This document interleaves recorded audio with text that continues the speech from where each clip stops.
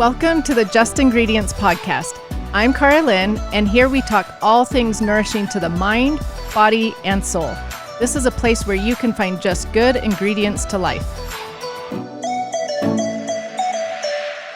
Welcome back to the show, everyone. Today's guest is Dr. Becky Campbell, a board-certified doctor of natural medicine and expert in thyroid health, histamine intolerance, and autoimmune disease. After struggling with her own health issues, she turned to functional medicine and now helps others do the same through her virtual practice. She's the author of the 30-Day Thyroid Reset Plan and the 4-Phase Histamine Reset Plan, and has a new book coming out in July that we are excited to talk a little bit about today. So welcome to the show.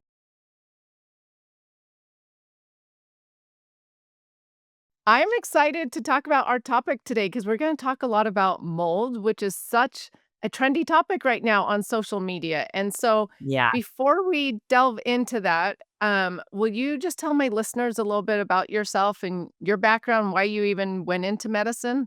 Yeah.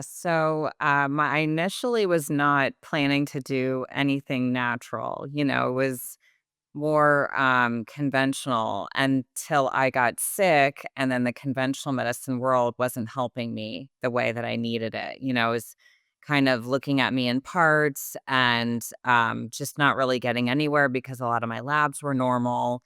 So I found a holistic medical center that's kind of the only name we had for it back then before we called it functional medicine.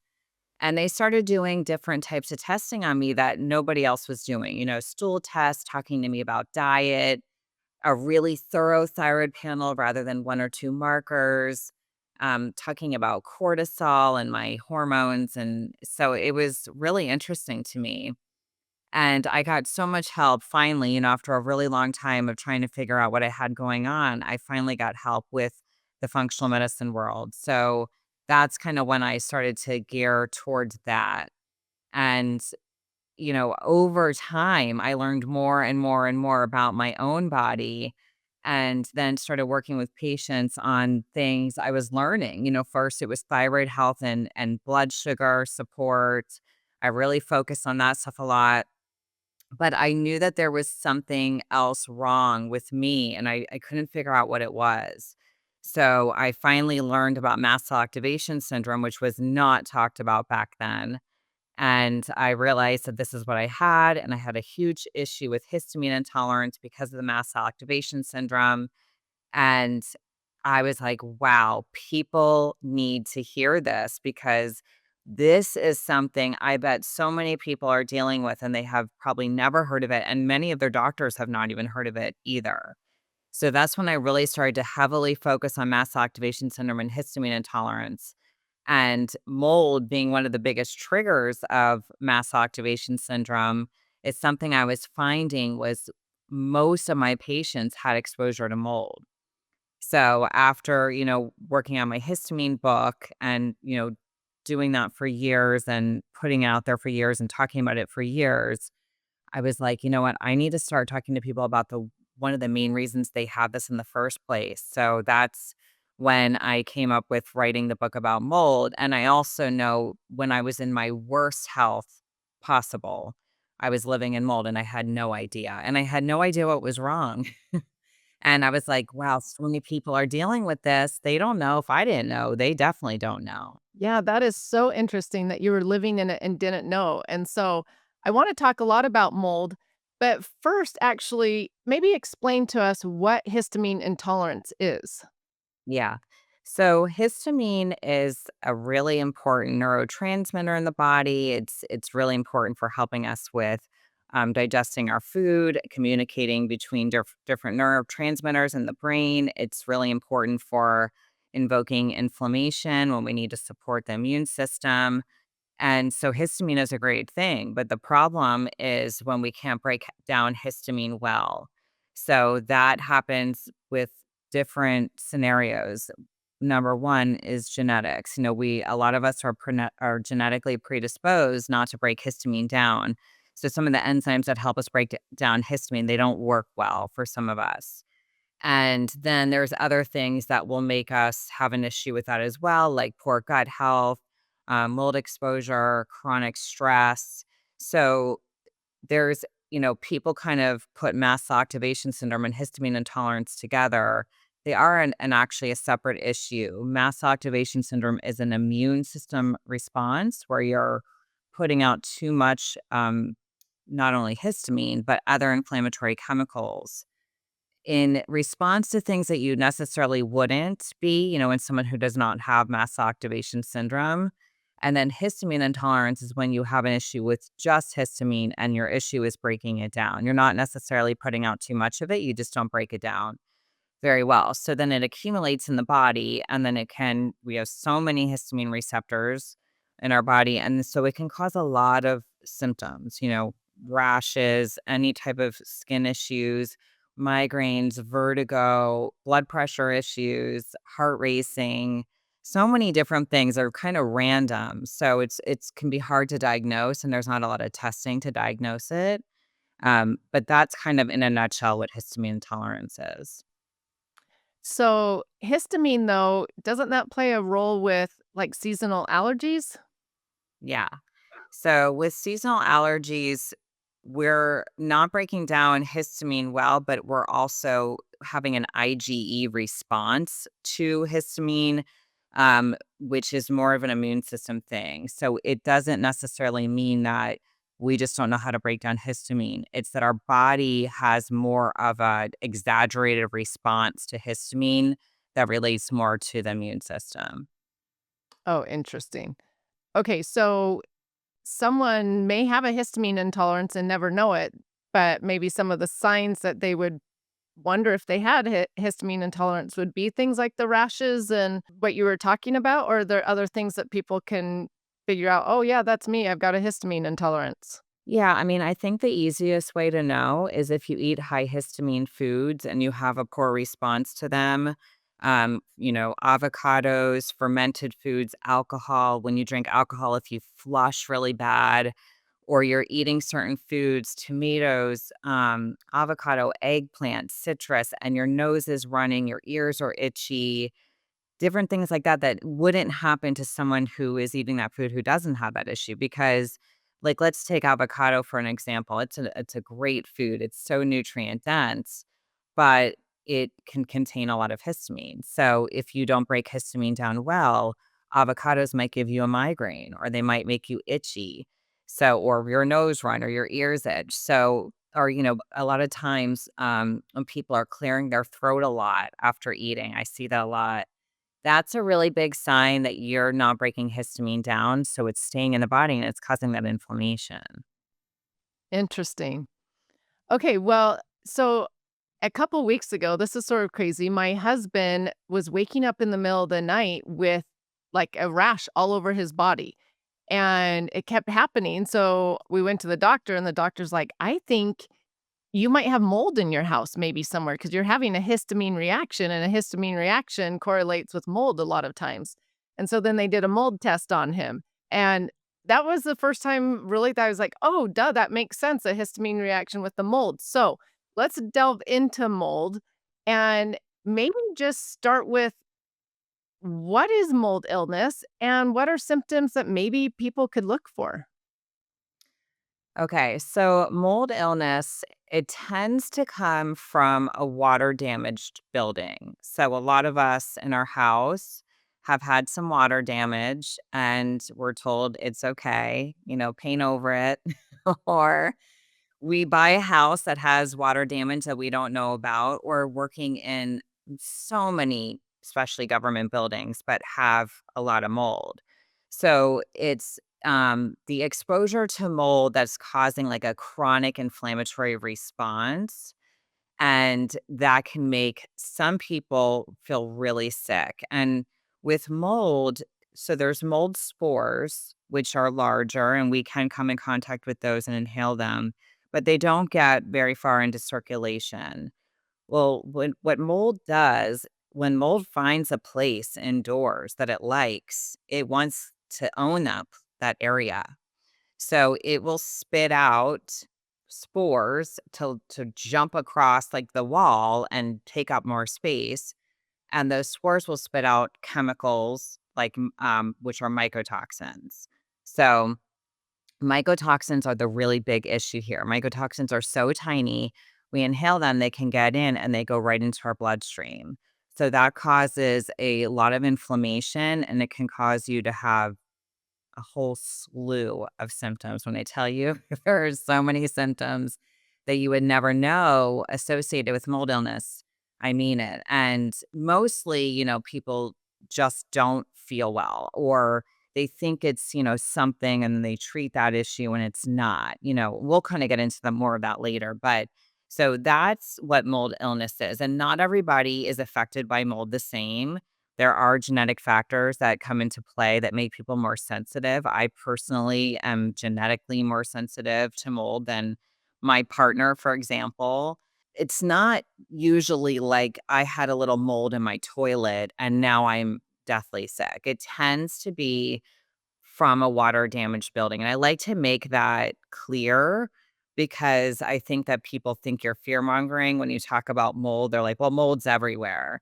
Yes, mold is everywhere. But when the concentration of mold is higher indoors than it is outdoors, that's when it's a problem. And when mold is hidden, and there's so many places it can be hidden, like let's say behind your walls, and you're getting exposure to that and you're getting very sick from it, that's when it's an issue. And I usually see that, I would say 90% of the time from water damaged buildings. Interesting. Okay, so do you think people can be in a mold, let's say a bedroom that has mold in it, for quite a while Uh-huh. before they start seeing symptoms? Yeah, definitely. And again, it all comes down to how sensitive you are as an individual. So if you don't detox well, this is a really good example. Let's say you and your husband, you're both in the same room. You're a great detoxer. He's not. He's going to get that mold in his body and he's not going to push it out well. So it's going to start causing an inflammatory cascade in his body where you're just taking it in and pushing it right out. So over time, it's going to affect everybody. There are people who, and Dr. Jill Krista talks about this.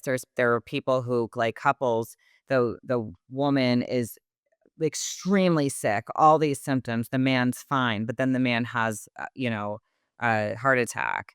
And so for him, it builds up with inflammation around the heart, and it took a long time to develop for him. So it's going to affect everybody, but for some people who are sensitive, it affects you really soon. I mean, for me, I can walk into a building with mold, and if it's like really bad, I could tell you within minutes that there's mold there. Oh, So wow. it's a gift and a curse, you Right, know? wow. Is it just because? I mean, do you feel achy joints, a headache, fatigue? What do you feel? Terrible brain fog. For me, I get a lot of neurological symptoms because mold loves our nerves. So I get a very specific, like crawling sensation on my scalp. My head starts to feel like it's filling up because I am releasing a lot more histamine when that happens.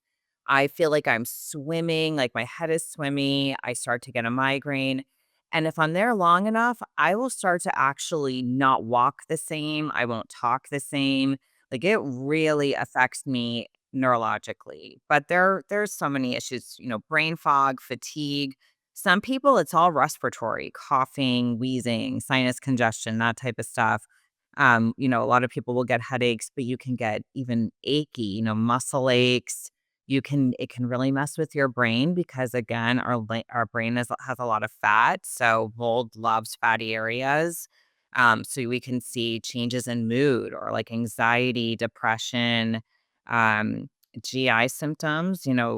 There's a lot of GI symptoms associated with mold. You can get bloating, diarrhea, and then again, and it overlaps with histamine, because it is releasing histamine too, and it's that inflammatory response. But same with histamine, you can get skin issues with mold. A lot of people living in mold will have these skin issues that they just can't get to clear up.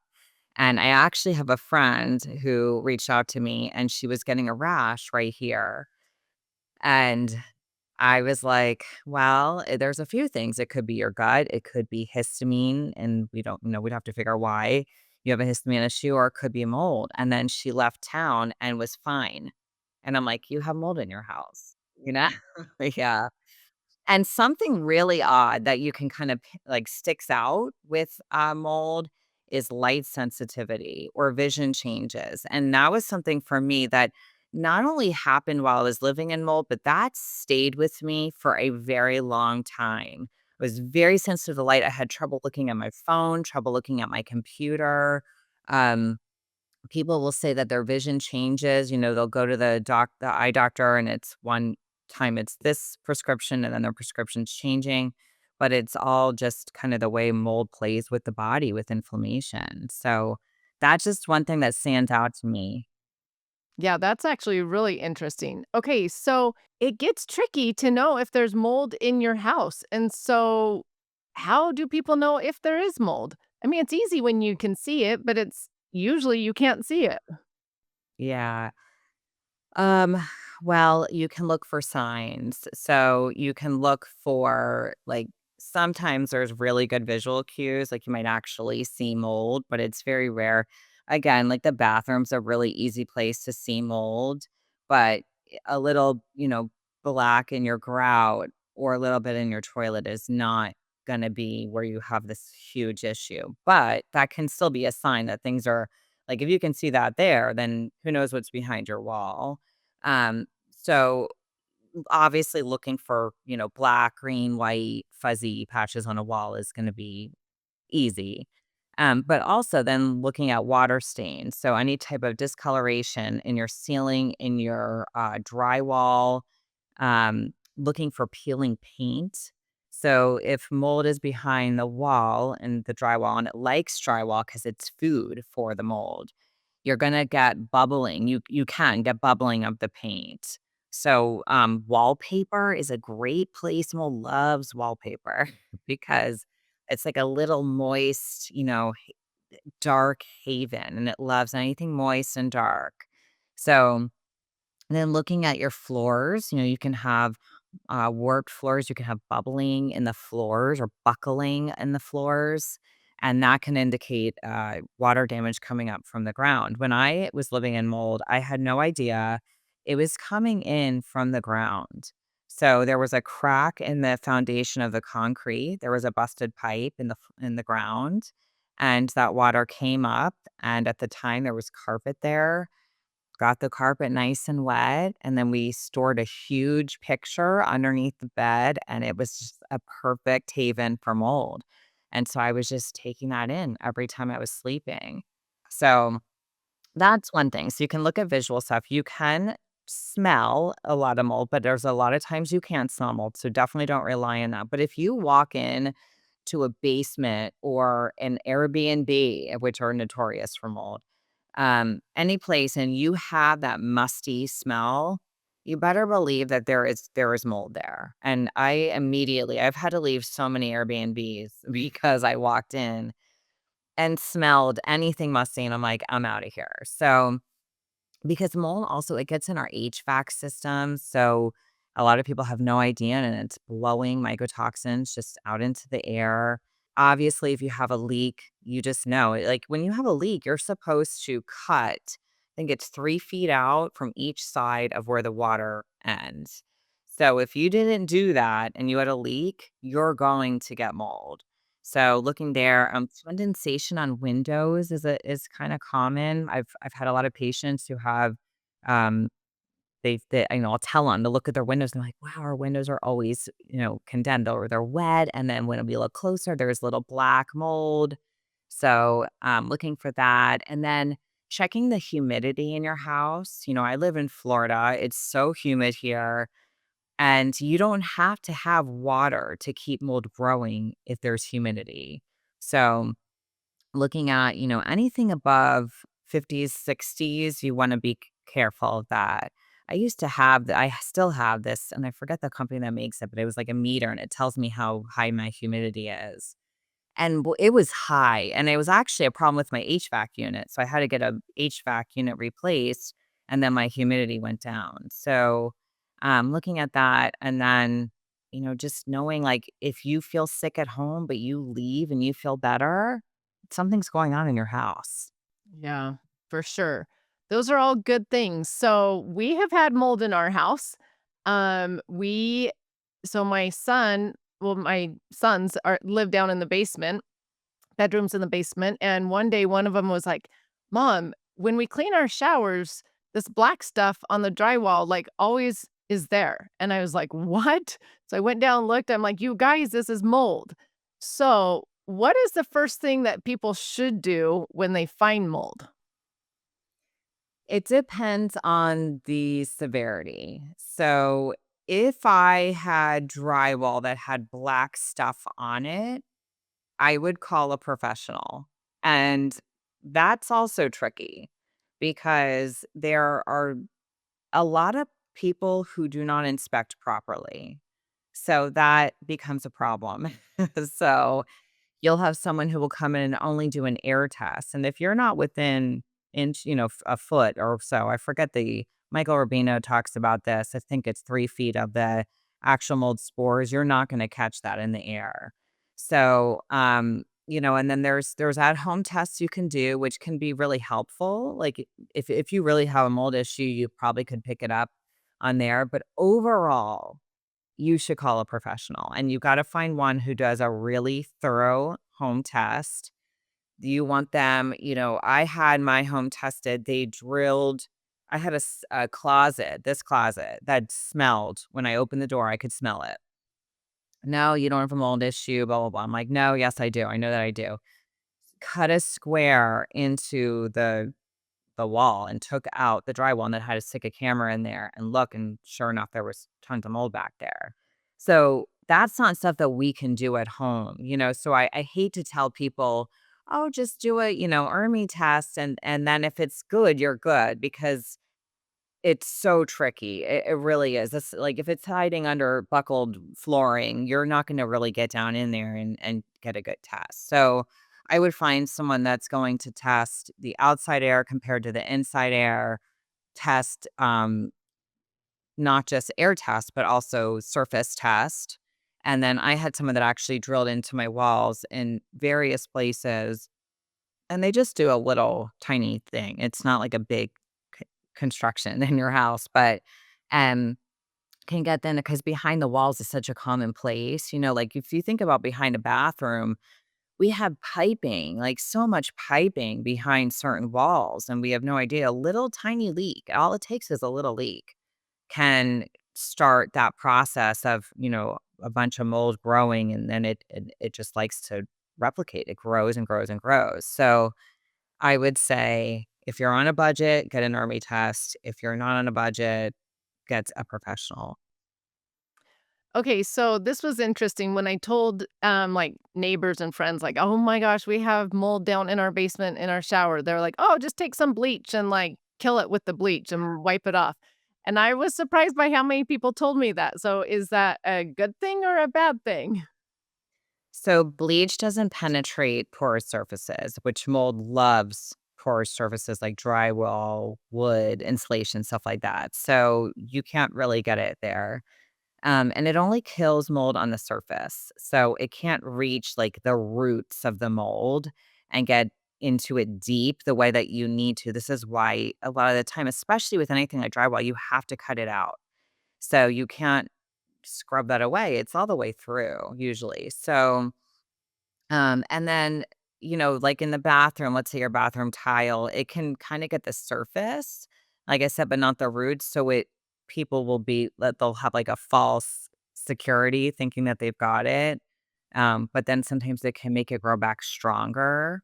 So you just don't want to deal with bleach. It's not it can actually make it worse overall. And then actually, because it's mostly water, it can feed the mold, and then that will just make it thrive and grow more.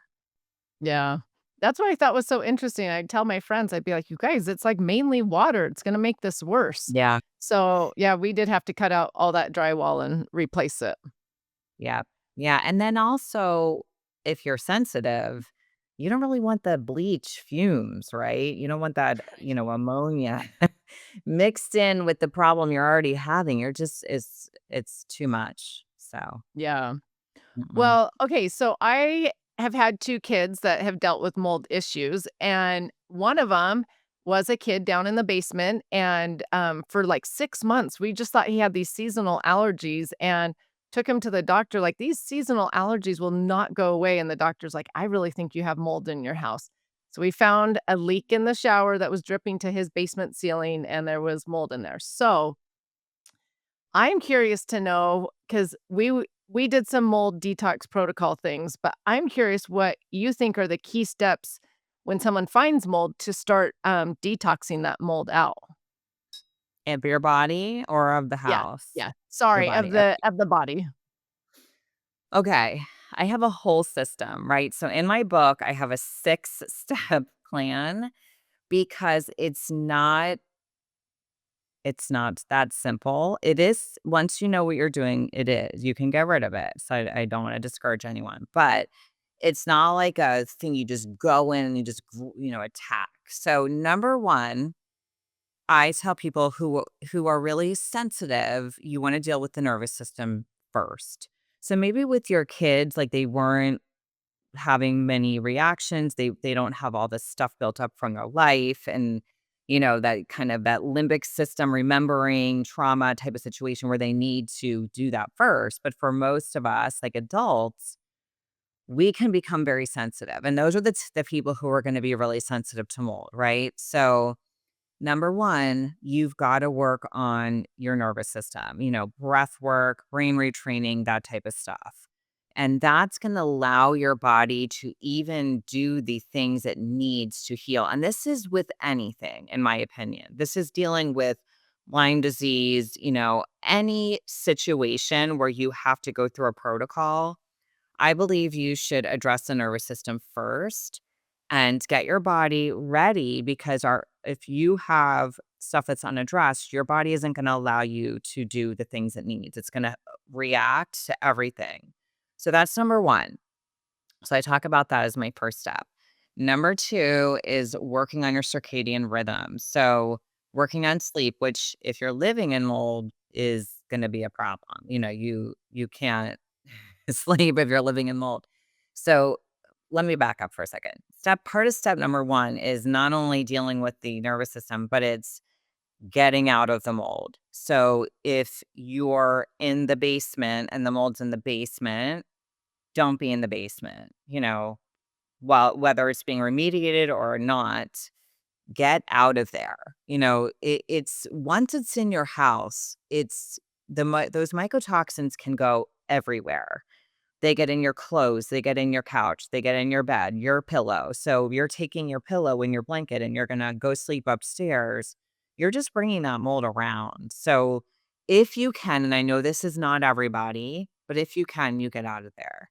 So if you can't, you get rid of the stuff that you can get rid of and you take your naked body up to a different part of the house and you don't bring this stuff with you, okay? So we don't wanna spread it around. So using air filters, using dehumidifiers, things like that can be helpful if you cannot leave the mold, but if you can, I would get out of there.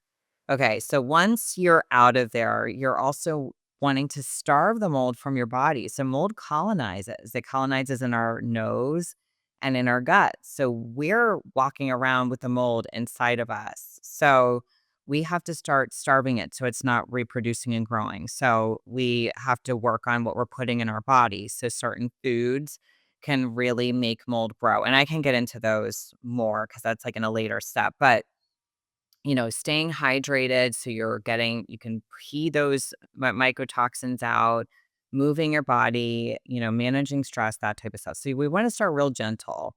Then number 2, we wanna go into circadian rhythm, making sure you're sleeping, going to sleep around the same time, waking up around the same time, just setting that clock so it's on a rhythm. Getting your body moving, getting that blood flowing, sweating is amazing for helping push toxins out of the body.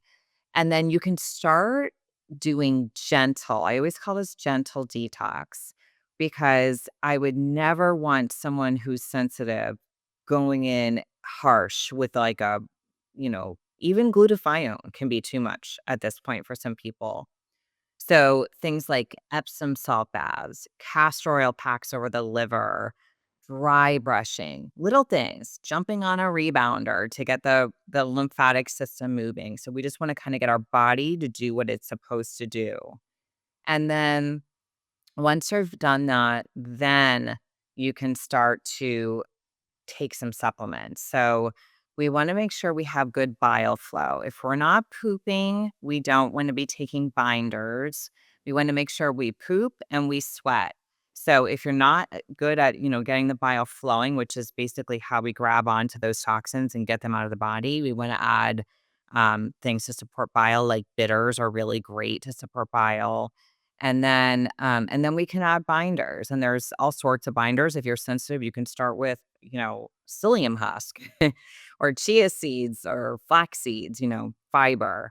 And then once you get a little bit stronger, you can do fulvic acid, humic acid, charcoal, other types of binders that are going to grab on to the things we want to get out of the body and help us to push them out of the body. So that's one part of it, and a lot of people are just about the binders, but there are a lot of things that happen when you have mold in your body, like, your body doesn't use vitamin D very well when you have mold illness or you have an overburden of, even just a high toxic burden, so taking vitamin D can be really helpful. Taking DHA because, again, our mold loves lipophilic. It's lipophilic, so it loves fatty areas. So, DHA is a beneficial fat and it nourishes those fat areas like the brain, the liver, the nerves, the cell membrane. So, what it does is it helps to dilute and displace those mycotoxins that are lodged in those areas. And then things like quercetin, it's amazing. Polyphenol, it's really great if you have histamine intolerance, which again, these can go hand in hand a lot of the times. And then you can start with like a light liver support, like milk thistle. Milk thistle is a great liver support that a lot of people tolerate well. And then once you feel like, okay, I think I can detox. Like I'm moving things out.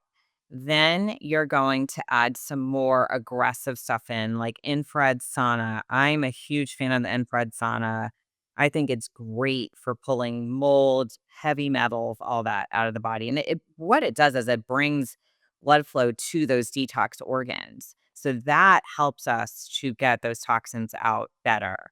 And then you can do stuff like lymphatic massage. Lymphatic massage might be too aggressive in the very beginning because it really is going to start moving things. So you don't want to move things until you're ready to move things. So, and then anti-inflammatory stuff like resveratrol is great. And at this point, I feel comfortable adding glutathione. I love glutathione. It is our master antioxidant, as long as you don't have a sulfate sensitivity. But it's really great. I mean, there's so many benefits of glutathione, but we want to be supporting the body's ability to move this stuff out. So, and lots of antioxidants, whether you get them in your food or supplements.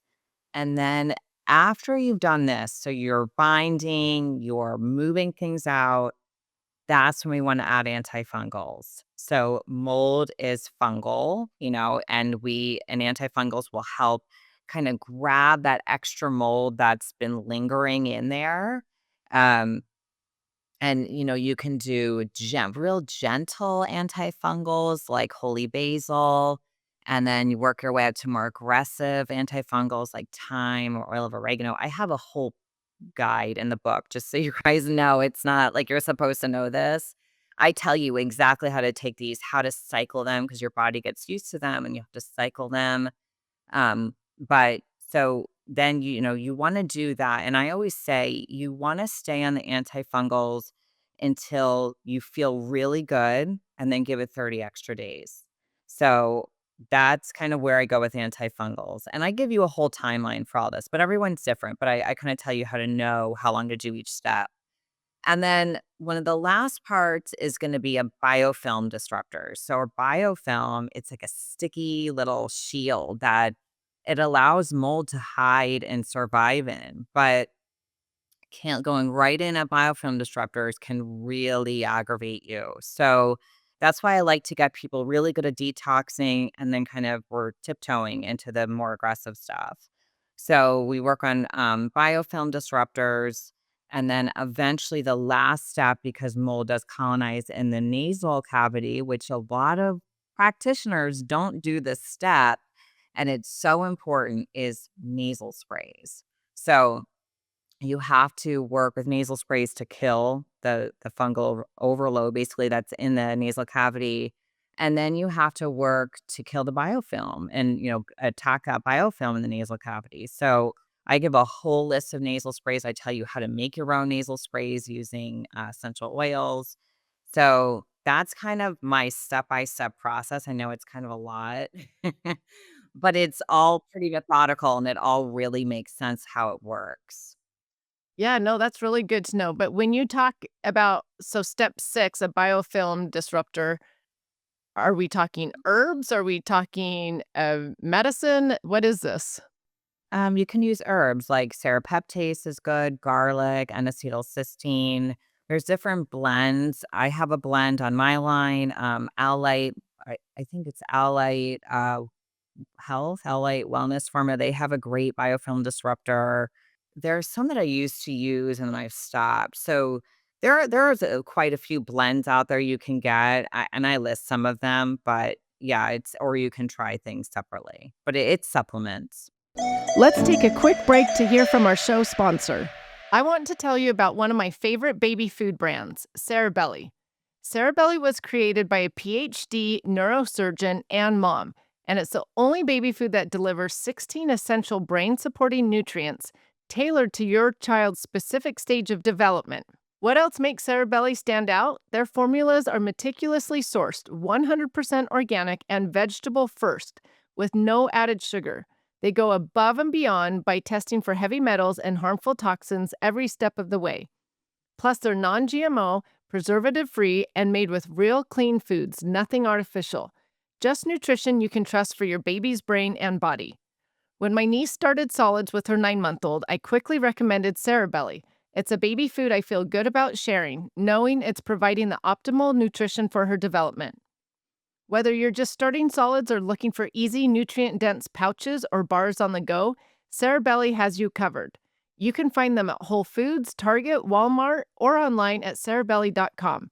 Use code JUSTINGREDIENTS for 20% off your first order, plus an additional 15% off when you subscribe and save, for a total of almost 35% off. Now back to the show. So I know quite a few people that have had to deal with mold, and some have been like, "Oh my gosh, I started a mold detox and I just felt so sick. It was terrible." And is that just because they're maybe just skipping to the binder step and not actually then detoxing once they've done the binding? Yeah, if you just jump in and you jump in at step 4, you can really be affected. Some people are fine, but sensitive people, which people with mold illness tend to be sensitive, they get a Herxheimer reaction. So, where you start to pull and move things, your body's putting toxins into your bloodstream then. So, if you're not very good at detoxing, you're going to be recirculating those and you're going to feel like crap. So, I always say, if you feel a little off for a couple of days, maybe ride it out. But if it's interfering in your life, you have to backtrack, big time. And for some people, you cannot even touch a supplement until you've done brain, nervous system work, and gentle detox, which are not supplements. So that's why I have this whole system, because I'm one of those people. There's no way I could never take if I took an antifungal when I was living in mold, I would have it would have been very problematic. So I think that that's where people that's the problem with trying to do a mold detox, or really anything and working on anything, whether it's parasites, heavy metals, Lyme disease, all these different things that people do. They don't get their body really good at detoxing well, and they don't get their limbic system okay with even doing any of this first. And they just kind of jump in too hard and too fast, and then they suffer. Yeah, I agree. Parasites, like you said, so many people just jump right into it and then they feel so sick. And I'm like, yeah, you've got to take it step by step and prepare the body. But the problem with this is it takes patience because this is not an overnight pill then. This could take people months and months, correct? It can take a year. I mean, it can take a lot of time. But the thing that you have to do is you have to say you have to know that. You have to go, "I'm going to heal properly. This could take me a year or 2 years, but I'm going to do it the right way, and then it's gonna be gone." If you're trying to get this quick fix, there's no quick fix. There's no quick fix in any of this stuff. You have to be patient, and you have to be willing to do the work slowly, and I've worked with so many people who want to jump, in and jump to the end, and I'm like, "You're gonna hurt yourself." So it can be frustrating. If people have a hard time detoxing and that's why they're holding on to the mold, let's say, eating a lot of sugar and inflammatory foods and things like that is going to slow down their detox process. So, diet obviously has to play a role in this as well. It plays a huge role, and one of the biggest things I focus on in the book is diet. I give whole list of foods to avoid and then foods to include that are going to be helpful also. And I even give recipes because it can be hard. And it's interesting because, when I started to really learn about mold, I started to realize, wow, there's so much overlap with mold and histamine. And a lot of the foods we're told, and I tell people not to eat with histamine intolerance, are the same foods you can't eat with mold issues. And I'm like, what if all these histamine, not all of them, but what if a lot of these histamine issues are not histamine issues? They're temporary histamine issues because the mold's increasing their histamine, but they're not mast cell activation syndrome or histamine intolerance. They're because of mold. So just kind of a side note, but yeah, a lot of foods they kind of have a crossover, but you definitely don't want to be sugar feeds any type of yeast, fungus, which is all connected with mold. So it's going to make mold grow and it's inflammatory and it's bad for your gut lining. So all of these things are going to make you're not able to heal when you're doing that. You could do all of these supplements if you don't have the diet in check, you're not gonna heal, most likely. Um, Gluten, again, inflammatory, leads to leaky gut, whole other issues there, you cannot heal with that. And then there's certain foods that actually harbor mold spores, like bread, yeast, mushrooms, corn, potatoes, those can all contain mycotoxins. Fermented foods can feed mold. Sour cream can be a breeding ground for mold, which is one of the big crossovers with histamine, the fermented foods and the sour cream. Um, Fruits like cantaloupes and grape, they can usually harbor hidden mold. So and then like aged foods, like aged cheeses tend to be moldy. Peanuts are notorious for being stored with mold in the containers, and grains. So they're notorious for growing mold. So you have to get that part in check. And that's one of the things we do way up front because we don't want to keep feeding your body mold. Okay, so for someone who's just listening to this, though, that might scare them and be like, oh, great. So I can never eat grapes again or peanuts again. But you're just saying, like, if you're dealing with mold, we're going to take it out of your diet to really heal your body and help you. But if you're a healthy person, grapes are a healthy snack. Right. Yes, exactly. Especially with fermented foods. Like we love fermented foods for gut health and so many beneficial reasons. But when you're dealing with mold, that's just one of the things that's just part of the process is eliminating that. And then you should be able to put these foods back.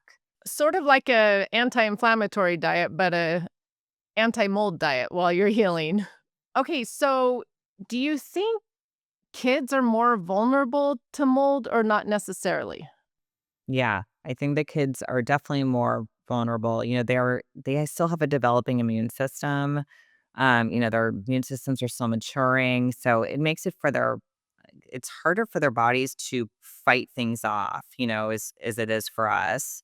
And also kids can have a harder problem with detoxing or regulating inflammation. So that's one issue that I see with that. And they're tiny, kids are smaller, so they might be more sensitive because the same amount of mycotoxins in that an adult is getting in. So it's going to be a bigger hit to them. Kids could follow your protocol, right, in your book. Yeah. Yeah. And there might be a little bit of adjustments. We work with so many kids in my practice. I mean, we put them through basically the same thing. We just do smaller, smaller doses on things. Another thing is, kids tend to be in government buildings. So schools, daycares, schools are notorious for mold. So just something to kind of look out for if your child doesn't feel well and isn't responding to certain things. And then, they're growing. They're more vulnerable. Their brains are still growing. Everything's still growing. So yeah, they can show, ADHD type symptoms, sleep issues. I've seen sleep or not sleep, speech delays, things like that. And it can be totally associated with mold. That's interesting you say that because I was talking to a doctor just recently, and he was saying, if I get an elementary age kid in my practice and they're dealing with ADHD or depression, he's like, I just immediately go to mold because those schools are so full of mold. He's like, I think a lot of the ADHD out there is due to mold. And I was like, I oh think my so gosh, I too. never put that like correlation together. It's so inflammatory. And like I said, mold loves our brain. So it can definitely show up like that for sure. Okay, so let's say someone's listening to this, a parent, and they're like, "Oh my gosh, my kid deals with ADHD. We haven't been able to resolve it." Yep, they're in a public school, probably full of mold. Where do they go? Do they just go to their regular doctor and say, "Test for mold"? I mean, how do we help them? No, I mean, most likely it's not recognized very well in the conventional medical world. Functional medicine practitioners are going to be the ones who are going to look into this. So, giving your child a urine mycotoxin test, it's very easy. There's no blood draw, there's none of that. That can be a great place to start. It's a few $100s, but it can tell you, and they're not foolproof, I have to say, with the urine tests, it depends how well you detox. If you don't detox well, you're not gonna it's not gonna show up. But overall, that's probably what I would do first. I would do a mycotoxin urine test, and I would start looking around my house. If they're at school, that's one place, but also look around the house to see, do we have a leak? Do we have buckling in the floor? Do we have some, bubbling in our paint? Then now you need to check your house because you don't want to jump into a protocol with your children's body if they're still being fed the mold every day. The only thing you would want to do with them starting is making sure they're detoxing well. And you can actually do like castor oil packs and Epsom salt bath and stuff with your kids. So that's kind of like the tricky thing is with mold, make sure you're not still being exposed to it because it's going to be this never ending loop. If you're taking it in all the time, you're not going to get it out. You might get out old stuff, but you're getting new stuff in. So you have to start investigating. You got to look at your house. If your house is clear, look at the school. But a great way, like I said, is look at a urine mycotoxin test, and you can see what's going on with their body. Yeah, so find a functional medicine doctor in their area that will do that. So I'll just tell a quick background story. My son lived in the Philippines in an apartment with mold for a few months. He walked off the plane back home and was covered in a rash. His hair had thinned, his gut was a mess. He was always in pain after eating. And I was like, I know you've got mold. Like, we've got to go get this tested. And he did. And we've done a mold protocol. Like, he's doing great. He is healthy now. But he went with some friends, and the friends are still dealing with health issues, and the parents don't wanna accept that it was mold. They think that's, like, woo-woo. And so why is mold like a woo-woo topic these days? I think because their conventional medicine doctor is not saying it's mold, number 1. And I don't I think that people get offended if I think people think you have to be in a dirty house to have mold, like this is my home. I don't have mold here. The most beautiful houses can have mold. It is no offense at all. I mean, like I said, I love my house. I had mold in my house. So it's just a water issue. It's not that. So I think that people don't like to do that. Also, it's a big responsibility to handle mold. And it can be very expensive to handle mold. So people don't really want to get involved in that. They would rather it be something easier.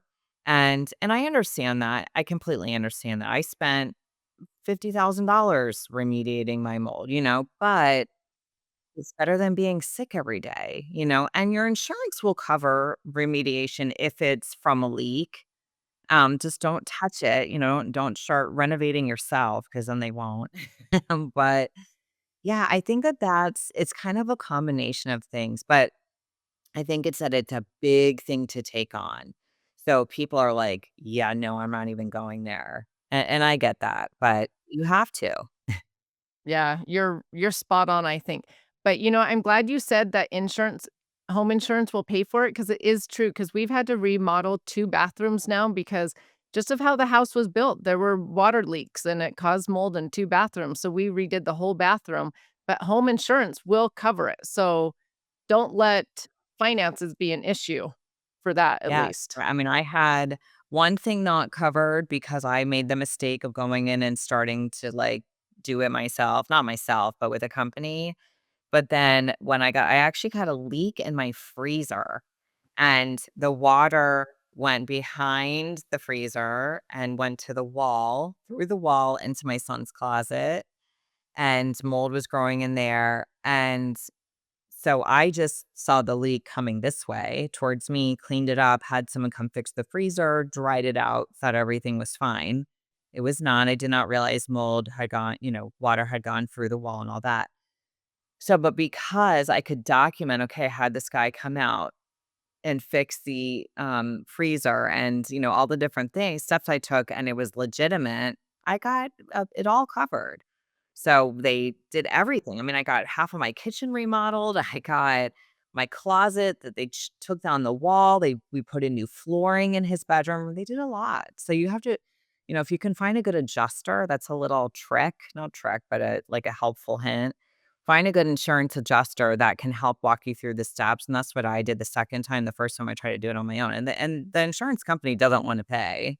So, you might need help, but I found a good insurance adjuster, and they did everything, and we got a good amount of money, and we fixed everything. Well, I can't emphasize enough for those that are listening, if your kids are dealing with something like over and over and over, like I was with my one son, it just seemed like seasonal allergies that lasted forever. Go get tested for mold. It is amazing what mold can do to the body. Like you said, there's thousands of symptoms. And so I'm excited for your book to come out. Tell my listeners where they can find your book when it comes out, where they can learn more from you, where they can Okay. find you. So I'm most active on Instagram at Dr. Becky Campbell. And then my website is drbeckycampbell.com. And then I have my mold book. This is the cover.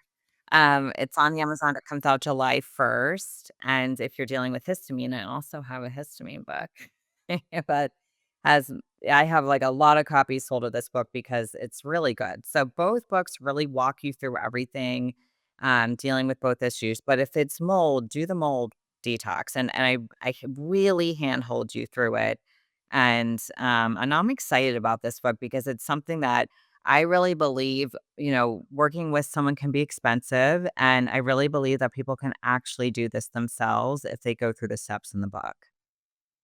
Ooh, I love that you just said that because that is true. Because with both my kids, we only met with their doctors twice and I did the rest with them. I just followed the detox protocol. You don't need a doctor to hold your hand through the whole protocol if you know what it is. So I'm glad you said that. Parents, you can do this. And with your book, it will tell them step by step and it will be so doable. So thank you for everything that you do on Instagram, for all the free education you give people and what you're trying to teach people. And thank you so much for being here and taking the time to talk to us. I think it's so fascinating the relationship between histamine and mold. That's just a thing I've been looking into lately because of my husband, but um, I always end my podcast with asking my guests what they have found to be the best ingredient in life. What would you say it is? I would say grace, like giving yourself grace, especially when you're trying to heal. Give yourself grace. Like healing is not it's not it doesn't go up like that. It's like this, it's up and down and up and down. So giving yourself grace, listening to your body and giving, other people grace is also really important. And this is something I really try to teach my kids, giving trying to understand other people and giving them grace. So that's probably my favorite thing that I probably wish I would have known earlier in life. Oh, I love that so much because we always think about giving grace to others, but I love that you said give yourself grace because that healing journey is not perfection. No one will be perfect at it. You're going to make mistakes, but that doesn't mean you're doomed and it's over. It just means give yourself some grace and move on. Oh, I So love that true. yeah, I love that so much. Well, thank you again for being here. And listeners, go give her a follow on Instagram. You will love the stuff that she teaches. Thank you.